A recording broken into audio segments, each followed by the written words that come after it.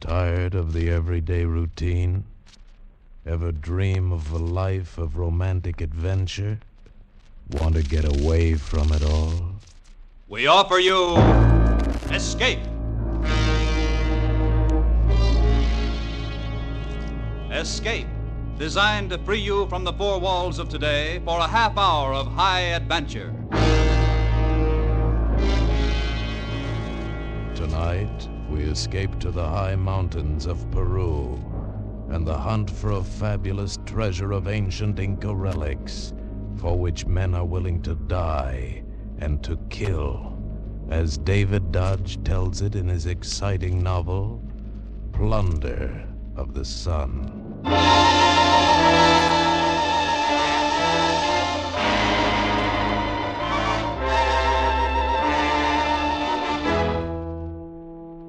Living the way I do by my wits, you get into all kinds of risky deals, but I had no idea when I took Senor Berrien's little job that it would lead me to terrible danger, to a beautiful woman, and to a fabulous buried treasure of the Incas.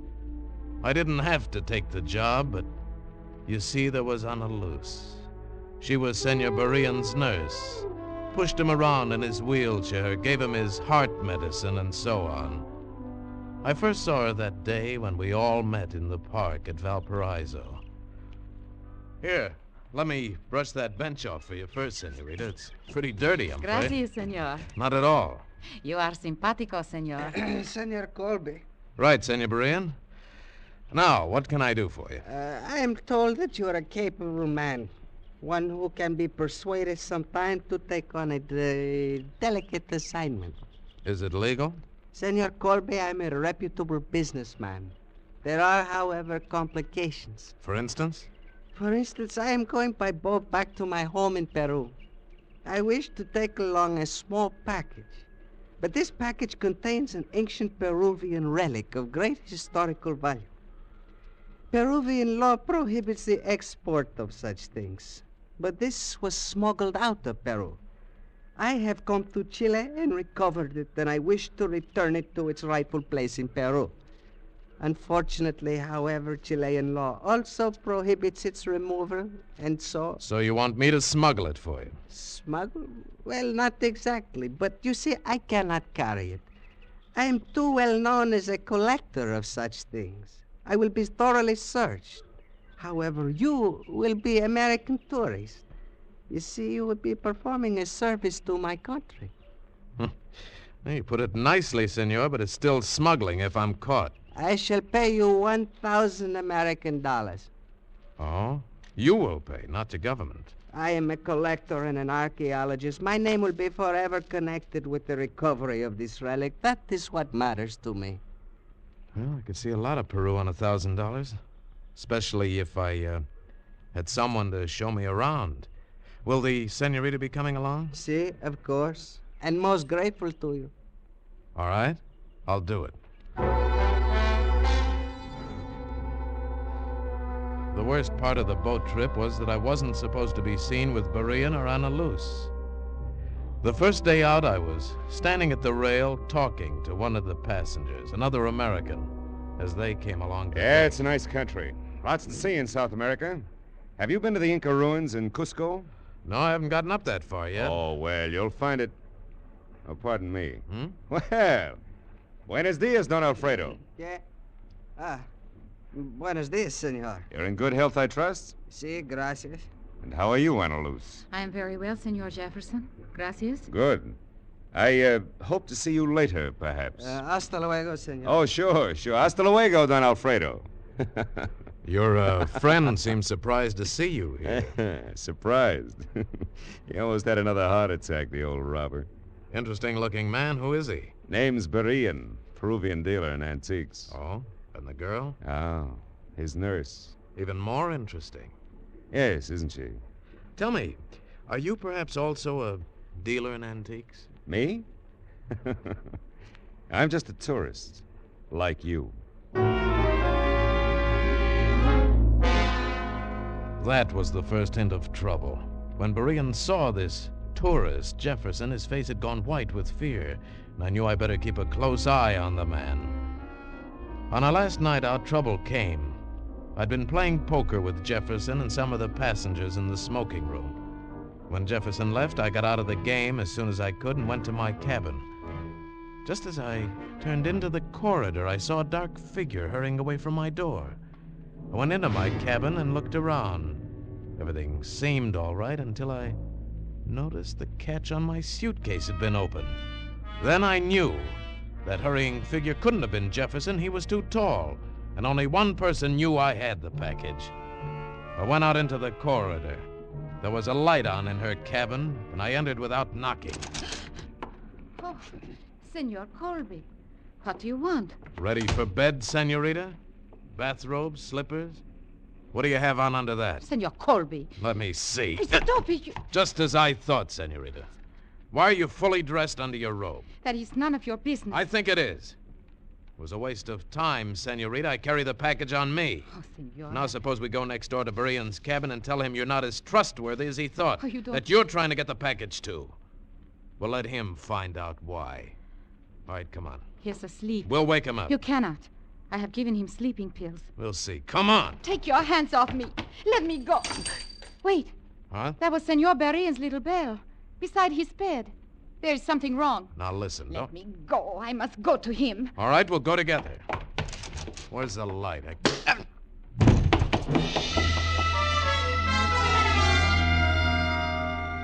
Something hit me in the jaw and I went down hard. Somebody rushed past me and out into the corridor. Senor Colby. Senor Colby. Hurry, turn on the light. Huh? By the door. Something is wrong. All right. Wait a minute. Don Alfredo. Don Alfredo. Yeah.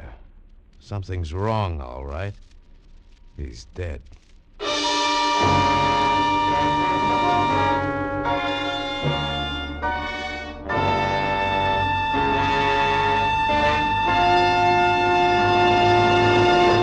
We shall return to Escape in a moment. But first, ladies, you can get a haircut every afternoon without going to the barber.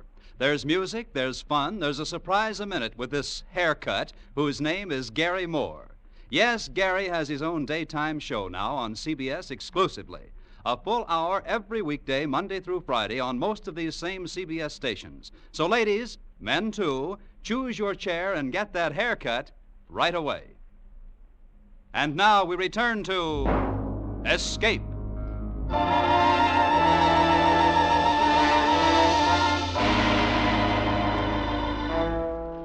Don Alfredo Berean was dead of a heart attack, or so the authorities in Callao said. I wasn't so sure they were right, but they seemed to want as little trouble as possible.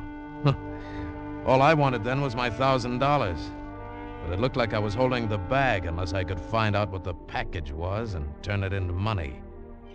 As soon as I was alone in my hotel room, I unwrapped it. All it contained was a tangle of little colored strings and a page of old manuscript in a language I didn't know. I could make nothing of it, so I took it to the curator of the Callao Museum. Very interesting, very. Where did you get it? From a friend. What is it? A capu, an Inca message cord, a beauty. Yeah, what's the message? It is not exactly a message, senor, just a reminder of a story already known to the teller. Like tying a string around your finger for a reminder.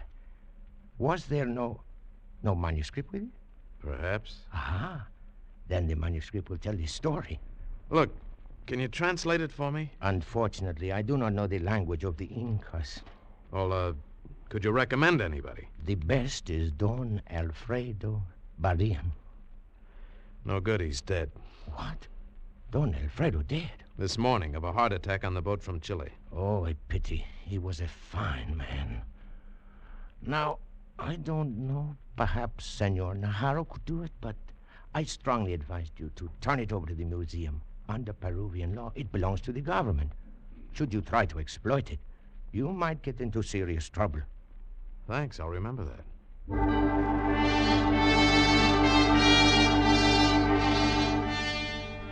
When I got back to the hotel, Anna Luce was waiting for me in the lobby. Oh, Senor Colby. Oh, Anna Luce. You come to show me the town? I have come for the package. You may give it to me now. Why, are you his heir? I was the closest to him. No, it's not good enough, Senorita. He obviously didn't mean for you to have it, or you wouldn't have tried to steal it from me. Well, I must have it. For me, it is a kind of ransom. With it, I may buy my freedom. Your freedom? From what? From slavery, senor. Here in Peru, we have a kind of slavery. My family was too poor to care for me, so they gave me to a rich family as a servant. I am therefore the possessor of my patron, who raised me. With this package, I can repay my debt to him and thus be free. But if Berean was your patron, it would seem that... He was not my patron. Who then? I cannot tell. Oh, please, senor. Please, you said that you would like to be my friend. Perhaps, somehow, that could be. Look, Anna Luce, I want to help you if I can. Well, then but I can't give you the package. I have to play the game my way. I'm sorry, Anna Luce. Very sorry.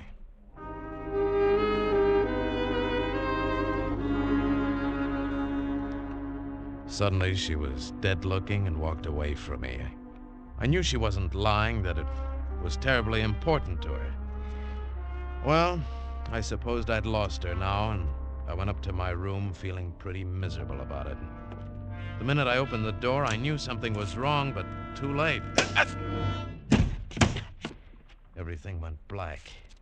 When I came to, I was trussed up on the bed, tied hand and foot, and Jefferson was standing over me, the package in his hand, grinning.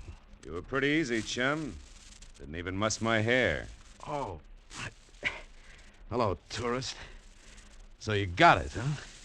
It was you in Berean's cabin, of course. Of course. Now I owe you 2 good socks. Not to mention something for Berean's murder and the loss of my commission. I didn't kill him. He was dead when I got there. So you say. So I say. Anyway, now you can forget it, chum. You're all finished with this little party.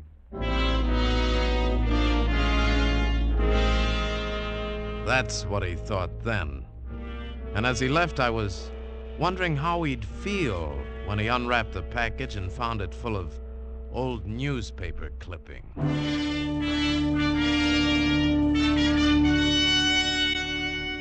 After I got untied, I went down and got the manuscript out of the hotel safe.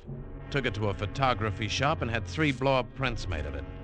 One of these I cut up word by word and separated the words into 3 piles.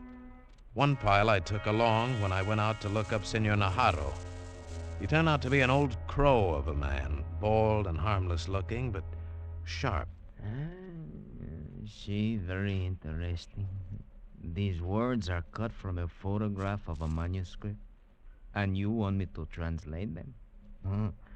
That is hard, senor. They are out of context. It would be much easier if I could use the original or another photograph.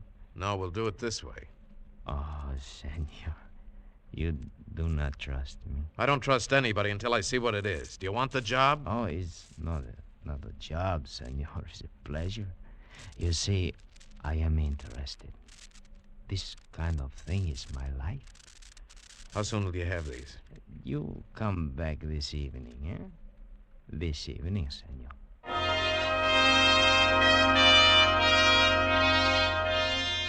I went back to the hotel and put the original manuscript and 1 copy into the hotel safe. Then when I turned around, I saw Anna Luce standing across the lobby watching me. I started toward her, but she turned and almost ran out of the hotel. Seeing her run from me like that hurt. But I had to go through with it. And I had a feeling that it was mostly for her that I was doing it. And to kill time till I could go back to Najarro's, I bought a copy of Prescott's book, The Conquest of Peru, hoping to read up on the Incas and perhaps find a clue to the manuscript. As it turned out, that was unnecessary, because while I sat there in the hotel patio, I had a visitor. Hello, chum. Well, Jefferson, what's new in the papers? Yeah, you're smarter than I thought. Smart enough not to have it on you, then or now, huh? Maybe we better be partners. Partners? Yeah, you've got the package. I know what it means. I'll know what it means, too, very shortly. You didn't give it to Najarro? How'd you know about him? He's the only logical one. And he'd give his soul to get his hands on that manuscript. He's worse than Berean, you fool. Don't worry, he hasn't got it and he won't get it. He's merely translating isolated words. Hey, you are smart, aren't you? But even that may be dangerous. We've got to beat him to it. To what? To millions, literally millions in gold. Lost Inca treasure. You can read about it in that book you have there. How they had so much gold they paved the streets with it. How they hid it away, buried it when their empire fell to the Spaniards. It's all there. And the manuscript you have gives the exact directions on how to find one part of it. A part that's sure to be worth $1 million at present values. No wonder everyone's after it. Now, look, there's no time to waste. Give me the manuscript. I can translate it. You're a man of many accomplishments. I've been an archaeologist. So never mind that. I can translate it. If we're going to be partners. I'll think it over.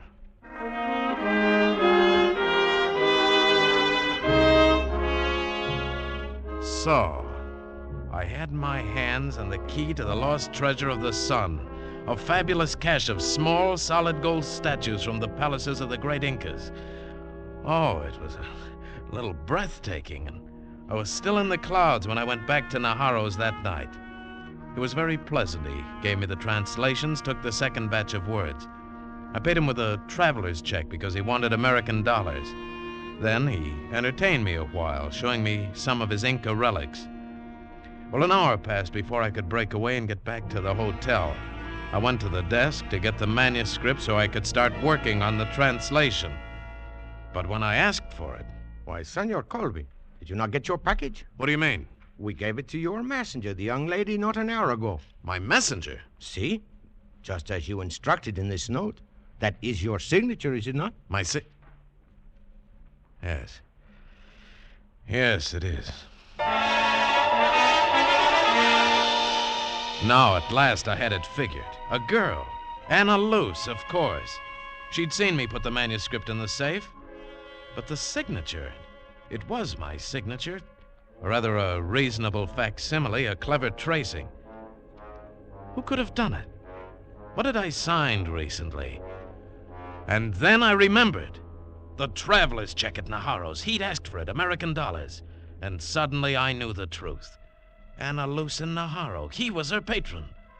It was for him all the time that she'd been trying to get it. And they'd beaten me.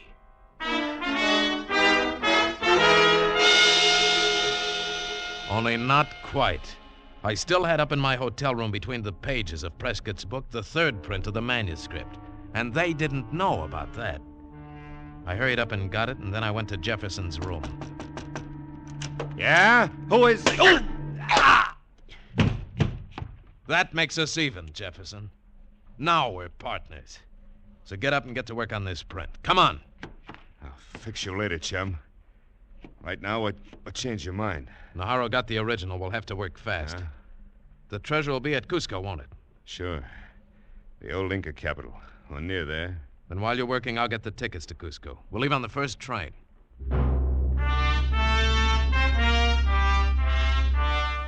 We rode all night on the mountain train to Cusco, and Jefferson sat there in the swaying coach translating. By morning, we had it. The directions to $1 million in gold, maybe more. In Cusco, we obtained burros and supplies and an Indian guide named Tasho. And by sundown, we were in the shadows of the tremendous, brooding ruins of the Inca palace. Even in ruins, it was something you'd never forget. And I got the eerie feeling that the dead Incas were watching us with hate in their eyes. Then Tasho started pacing out the directions from the manuscript, striking down the hill, out across the valley. We followed with the equipment. We were looking for a certain stone. At first, we couldn't find it. An egg-shaped boulder by the side of the stream, it said. There's no stream here. Yeah. Wait a minute. That was centuries ago. Maybe since then it was made into one of these irrigation ditches. Let's look at that one over there. Maybe you're right. Come on. We finally found the boulder half buried in the hillside. Then it took us most of the night to dig around it, loosen it, and finally topple it over. It was just dawn when we got down to the last perfectly fitted stone. Hurry up. The minute it gets light, this place will be swarming with Indians coming out to work the fields. Okay, this is the last. Have Tasha lend a hand, will you? Right. Come on, Tasho. Easy now. There. Good Lord. Look at that. Just feast your eyes on that. Solid gold. And look at the beautiful carving. These are magnificent, priceless pieces. Not priceless, chum. They'll bring a very pretty price when they're melted down to bullion. Oh, no, you couldn't destroy works of art like this. No? Come on, let's load them up. We had to hurry loading the small but heavy gold statues on Tasho's burros because it was fast getting light. Once some Indians passed not 50 yards from us, but they didn't see us. We were at last finished, and suddenly Jefferson turned to me. Okay, chum. So long. Huh? What? What's the idea of the gun, Jefferson? Just for you, chum. You've got a stronger heart than Berean. I'll have to shoot you. So you did kill Berean? Just scared him to death. Stuck the gun in his face. Ready now? Say goodbye, chum.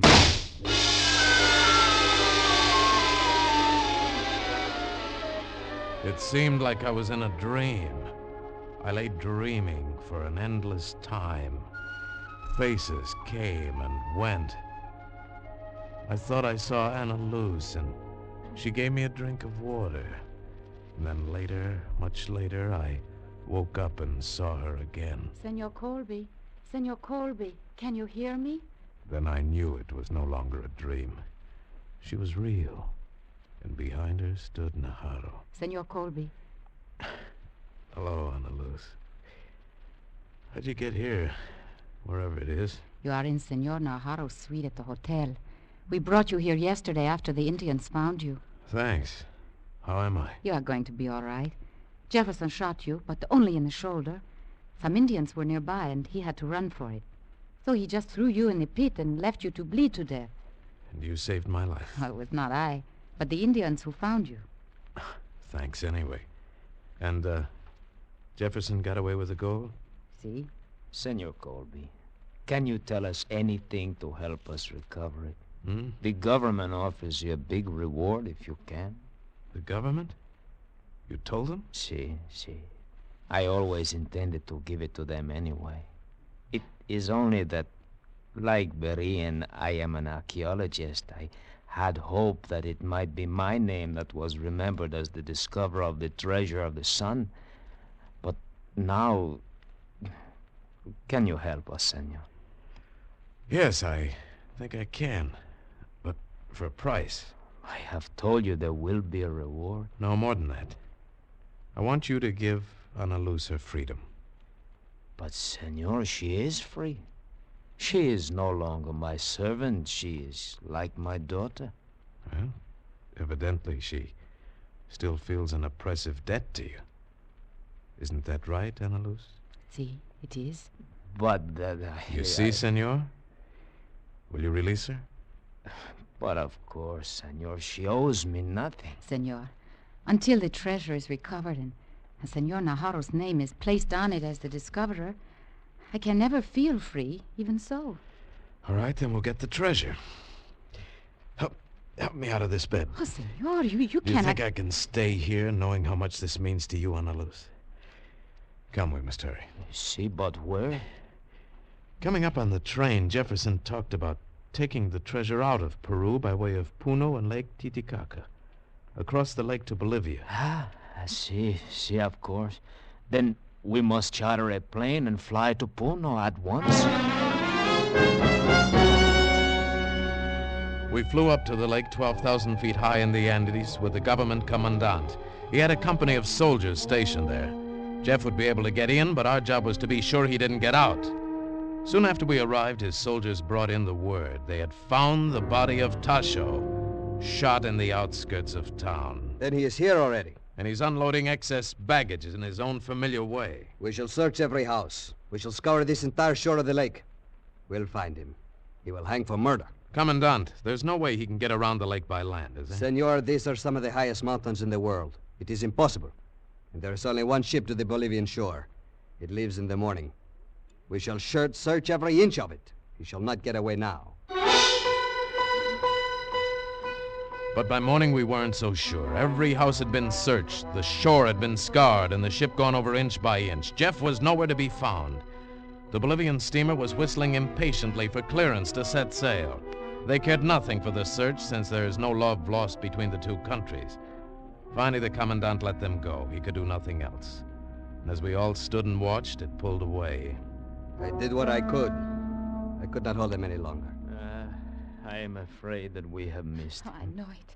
I feel it. He has escaped. Anna Luz, don't cry. Oh. Perhaps still there's a chance. No, he is gone. I will never feel free now. Wait a minute. What's that? Look, out in the channel. A little native raft. It's making for the steamer, trying to head it off in the channel. That's him! Come on!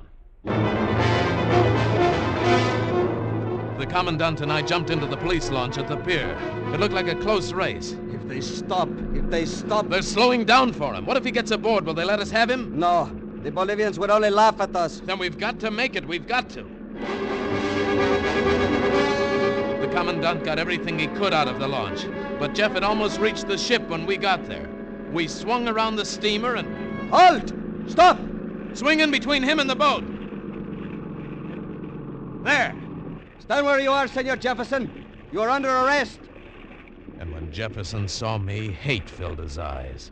The hate that's part of the gold fever. And he raised his gun and pointed it at me. It was lucky for me that the commandant was quick on the draw.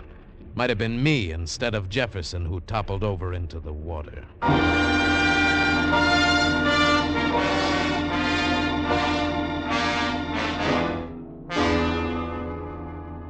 Oh, Senor Colby, how can I ever repay you? Anna Luz, you don't owe me or anybody anything now. This is no way to start...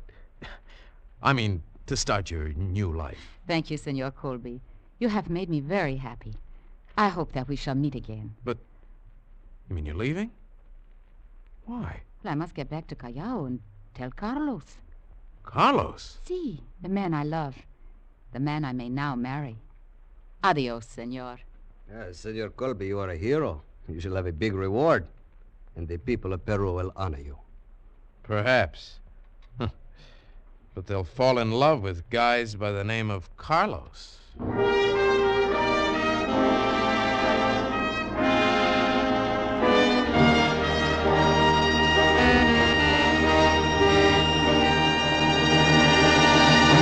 Escape is produced and directed by William N. Robeson.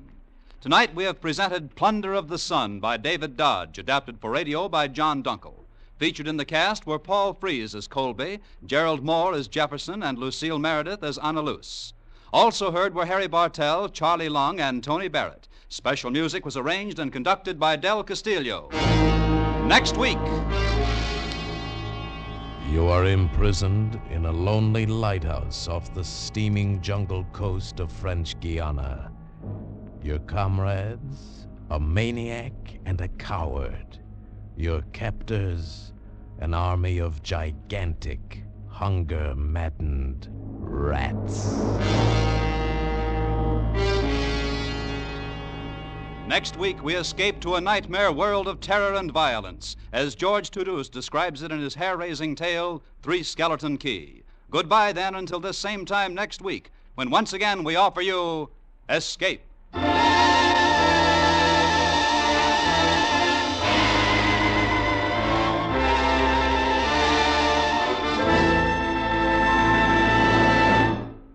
Stay tuned now for Life with Luigi, which follows over most of these CBS stations.